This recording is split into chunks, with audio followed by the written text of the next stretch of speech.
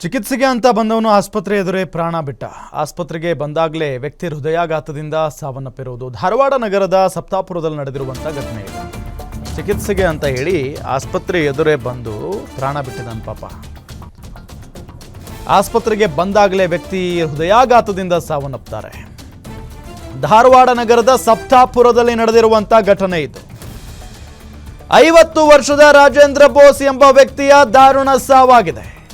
ಹೋಟೆಲ್ನಲ್ಲಿ ಕೆಲಸ ಮಾಡ್ತಾ ಇದ್ರಂತೆ ರಾಜೇಂದ್ರ. ಕೆಲಸ ಮಾಡುತ್ತಿದ್ದಾಗಲೇ ಕಾಣಿಸಿಕೊಂಡಿದೆ ಎದೆ ನೋವು. ಚಿಕಿತ್ಸೆಗೆ ಆಸ್ಪತ್ರೆಗೆ ಬಂದಿದ್ದ ರಾಜೇಂದ್ರ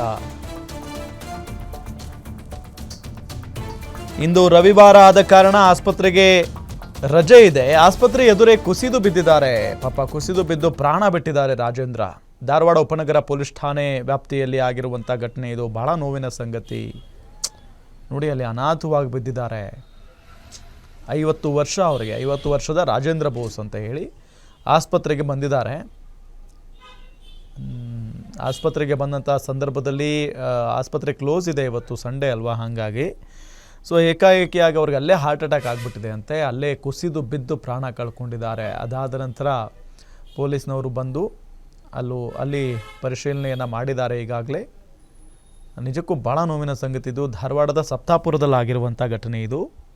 ಹೋಟೆಲ್ನಲ್ಲಿ ಕೆಲಸ ಮಾಡ್ಕೊಂಡಿದ್ರಂತೆ ಈ ವ್ಯಕ್ತಿ. ಆಸ್ಪತ್ರೆಗೆ ಬಂದಿದ್ದಾರೆ. ಅವ್ರಿಗೇನೋ ಹುಷಾರಿಲ್ಲ ಅಂತ ಕಾಣಿಸುತ್ತೆ. ಏಕಾಏಕಿಯಾಗಿ ಬಂದಿದ್ದಾರೆ, ಗೊತ್ತಾಗಿದೆ ಅವರಿಗೆ. ಆಸ್ಪತ್ರೆಗೆ ಬಂದರೆ ನೋಡಿದರೆ ಅಲ್ಲಿ ಅವರು ದುರಾದೃಷ್ಟ ಆ ದವಾಖಾನೆ ಕ್ಲೋಸ್ ಆಗಿದೆ. ಸೊ ಇಂಥ ಸಂದರ್ಭದಲ್ಲಿ ಆಗಿರುವಂಥ ಘಟನೆ ಇದು.